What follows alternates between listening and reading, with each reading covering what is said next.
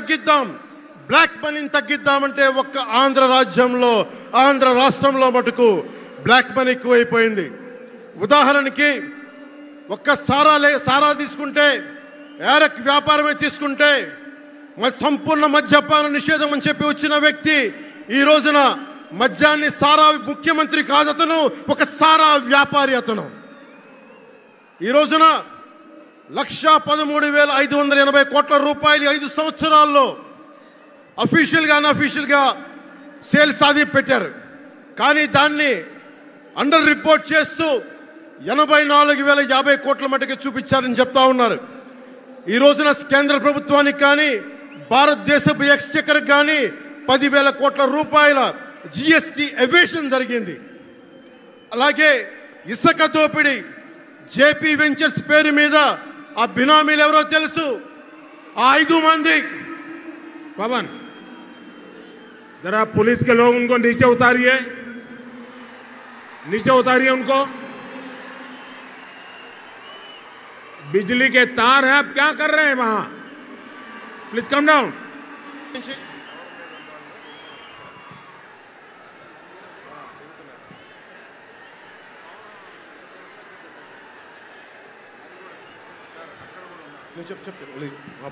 आपकी जिंदगी हमारे लिए बहुत कीमती है, प्लीज नीचे आइए। आप मीडिया वालों ने आपकी फोटो ले ली है, आप नीचे आइए।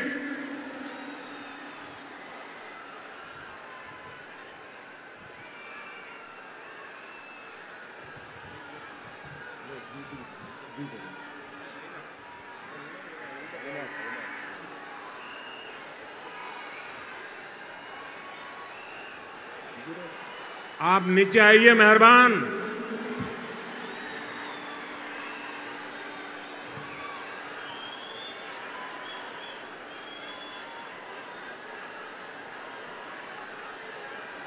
यहां जो पुलिस के लोग होंगे, इन सभी टावर पे जरा कहर करें। इस पे बिजली के तार हैं, अगर कुछ गलत हो गया तो हमारे लिए बहुत पीड़ादायक होगा।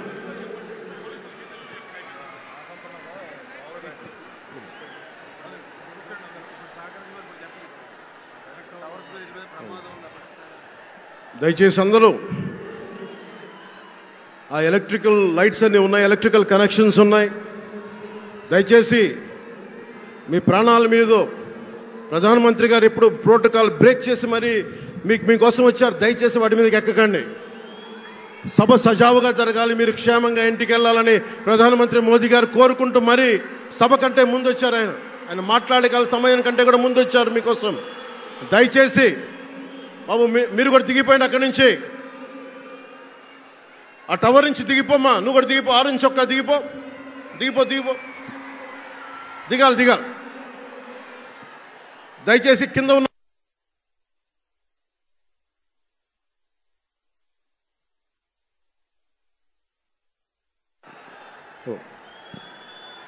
చుట్టుపక్కల ఎవరైనా టవర్స్ మీద ఎక్కుతాను దయచేసి డిస్కరేజ్ చేయండి. జేపీ వెంచర్స్ పేరు మీద జగన్ బినామీలు దాదాపు 40,000 కోట్ల స్కామ్ ఇసుక దోచేశారు. అందరూ అడిగిన వాళ్ళని, కిషన్ అనే రిపోర్టర్ని చిత్తూరులో చంపేశారు. ఇక లా అండ్ ఆర్డర్ దృష్టికి వస్తే ఆంధ్రప్రదేశ్ హైయెస్ట్ గాంజా క్యాపిటల్ అయిపోయింది. New drug capital of India అయిపోయింది ఆంధ్రప్రదేశ్.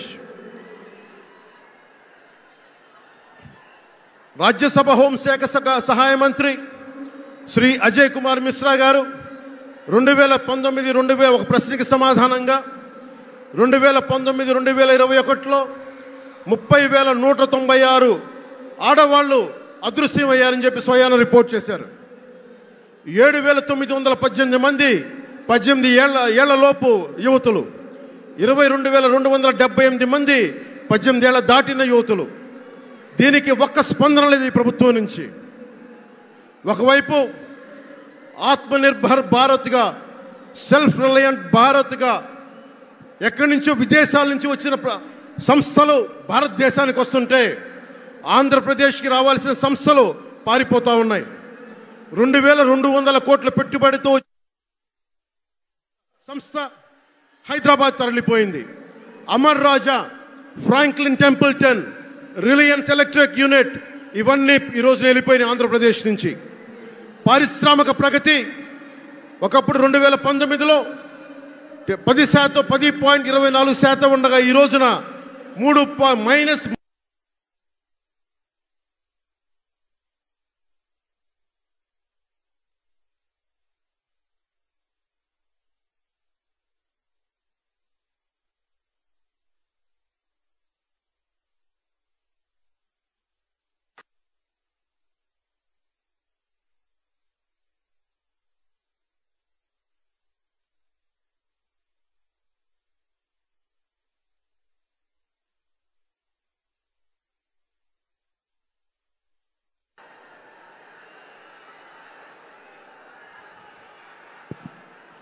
-10% ఉండాల్సిన ప్రగతి.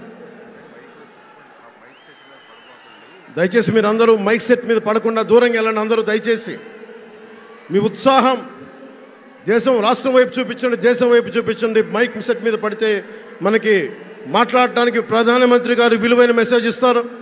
దానికోసం మైక్ మీద పడకుండా, కన్సోల్ మీద పడకుండా దయచేసి అందరూ అక్కడున్న యువకులు అందరూ దయచేసి ఒత్తిడి చేయకుండా వెనక్కి వెళ్ళండి. ఆంధ్రప్రదేశ్ నెగిటివ్ గ్రోత్ పోతా ఉంది. మా మీద తెలుసు, వైజాగ్లో ఇన్సిడెంట్లు కానీ ప్రతిపక్ష నాయకుల మీద ఎలాంటి దాడులు చేశారో బీజేపీ కార్యకర్తల్ని